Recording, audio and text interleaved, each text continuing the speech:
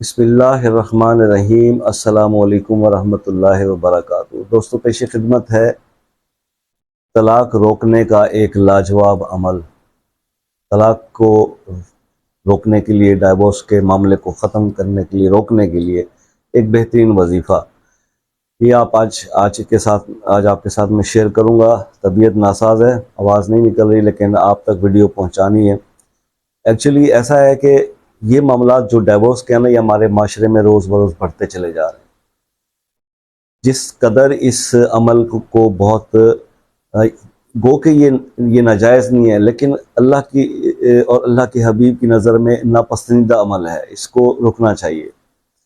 ذرا ذرا سے مسائل پہ، اور مسائل میں جتنا زیادہ یہ ڈائیورس کے پرابلم فیس آ رہے ہیں، جو مجھ سے ڈسکس ہوتے ہیں معاملات لوگوں کے، اب ظاہر ہے میں ڈسکلوز تو نہیں کسی کا کر سکتا، لیکن اکثریت اس میں معاملہ معاشی حالات کا ہوتا ہے۔ یعنی آپ کے جو مسائل ہیں، جو آج کل روزگار کے ہیں، اور جس طرح سے انکم نہیں ہے اور اخراجات زیادہ ہیں، تو خواتین جو ہے وہ برداشت نہیں کر پا رہی ہیں اور گھر ٹوٹ رہے ہیں۔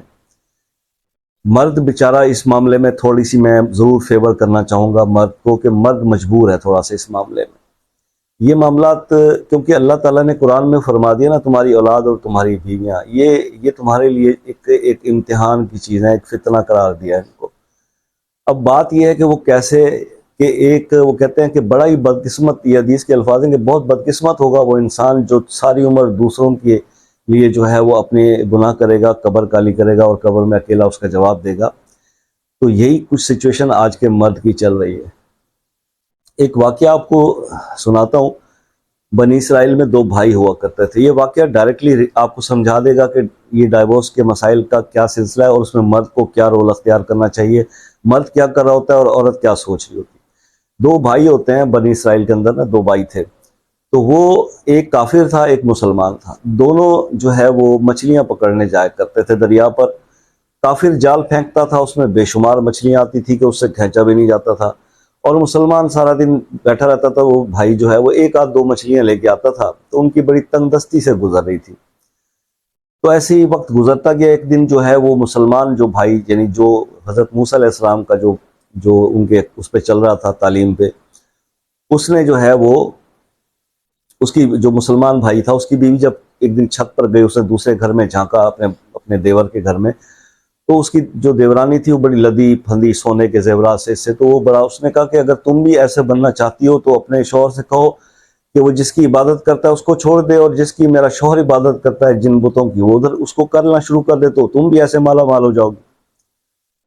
اب وہ خاتون جیسے ہی یہ مسلمان بھائی جو ہے واپس آیا گھر، تو اس نے کہا دیکھو بھی بات سنو، اب تم چھوڑو اس سارے سلسلے کو، جو تمہارا بھائی جو ہے وہ جس خدا کی عبادت کرتا ہے تم بھی اس کی کرو، ورنہ مجھے تم طلاق دے دو، کیونکہ میں تمہارے ساتھ اس تنگی میں رہ کے گزارا کر کے تھک گئی ہوں۔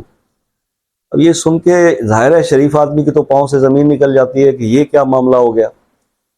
تو اس نے کہا کہ چلو تم اس پہ ذرا تحمل رکھو، میں جو ہے نا ایک یہ مچھلی کا کام چھوڑ کے میں کوئی اور کام شروع کرتا ہوں، جس میں تازی جو ہے وہ مزدوری تمہیں لا کے دوں گا، اور ہم ٹھیک ہو جائیں گے، خوشحال ہو جائیں گے۔ خیر وہ چپ کر گئی۔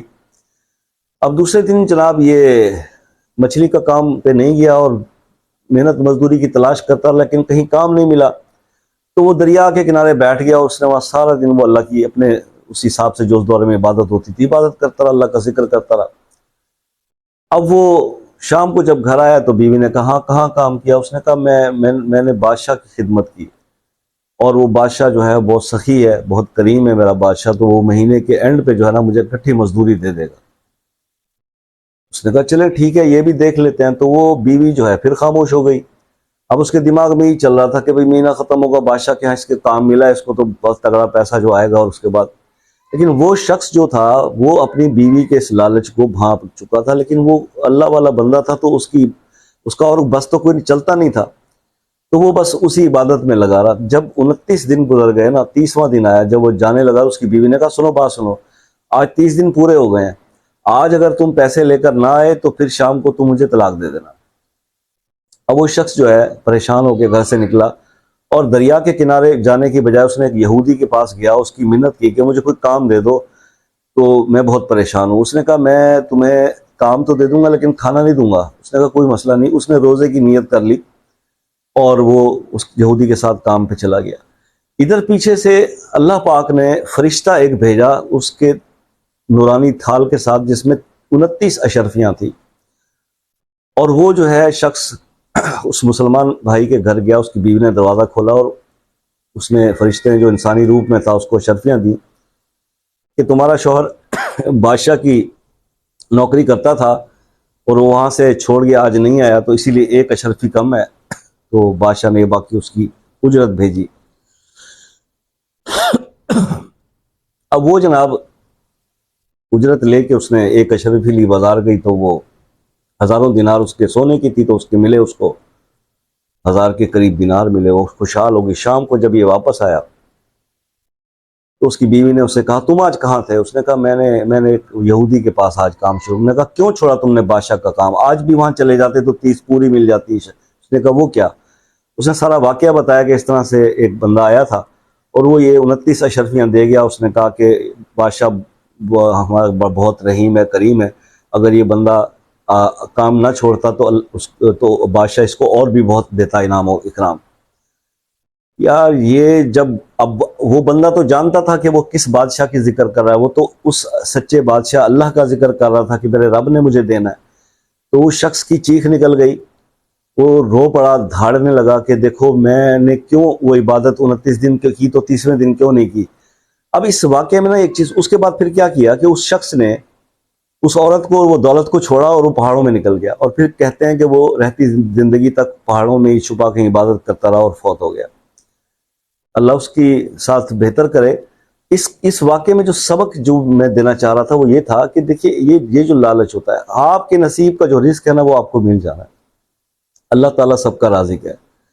جب آپ اس پہ توکل کر لیتے ہیں تو پھر آپ کو صبر کا بھی مظاہرہ کرنا چاہیے۔ یہاں پہ ہمارے ہاں بے صبری بہت زیادہ ہے، لالچ بہت زیادہ ہو گیا ہے، کوئی کسی کی بات انڈرسٹینڈ کرنے کے لیے تیار نہیں ہے، اور جب ہمارے اپنے اندر قوت برداشت ختم ہو جاتی ہے، چاہے وہ شوہر ہو چاہے وہ بیوی ہو، تو پھر اس میں، اور ایون ان کے گھر والے جو ہوتے ہیں ان میں بھی وہ قوت برداشت نہیں رہے گی۔ پہلے لوگ بیٹیوں کو سمجھاتے تھے بیٹا اس گھر سے تمہارا جنازہ ہی آئے گا، اب سمجھا کے بھیجتے ہیں اس گھر سے تمہارے شوہر کا جنازہ نکلنا چاہیے۔ تو معاملات کچھ اور طرف چلے گئے۔ لیکن بہرحال بھائی اب بات یہ ہے صرف سمجھانے کی کہ اگر کوئی ایسے معاملات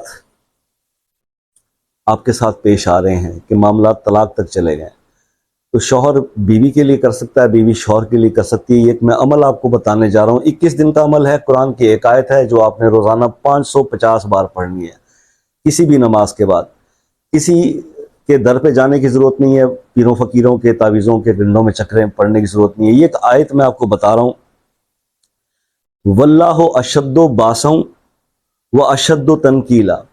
یہ قرآن کی آیت آپ 550 بار کسی ایک نماز کے پیچھے، یعنی کسی بھی نماز کے بعد 500 اول 11 بار درود ابراہیمی پڑھیں، اللہم صلی علی محمد وعلی آل محمد کما صلیت علی ابراہیم وعلی آل ابراہیم انک حمید مجید، اللہم بارک علی محمد وعلی آل محمد کما بارکت علی ابراہیم وعلی آل ابراہیم انک حمید مجید۔